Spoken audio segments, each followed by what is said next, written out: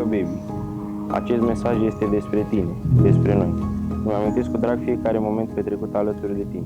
De la 4 etaje plus parter până la eu cred că avem gem.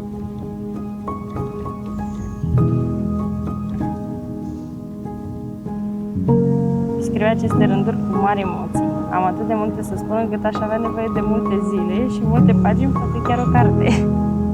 De unde să încep? Aș spune chiar de la început. Închid ochii și pentru o secundă mă întorc cu 7 ani în urmă. Niște copii la început de drum care se jucau cu iubire. Apoi joaca s-a transformat în realitatea noastră.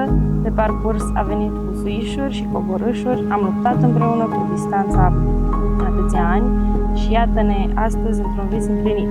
Mi-aduc aminte cu nostalgie cum așteptam nerăbdătoare fiecare sfârșit de săptămână ca să te pot ține în brațe, ca să-ți simt atingerea, ca să-ți privesc cu ochii verzi.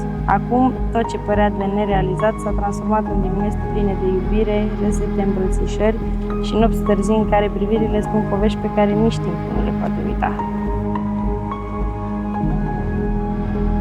Îți mulțumesc că mă susții, că mă iubești necondiționat și abia aștept să ne petrecem restul vieții uniți spiritual și fericiți, indiferent de situație. Îți mulțumesc că existi, că ești atent la tot ce sunt, că îmi ții mâna și în momente bune, dar mai ales în cele grele.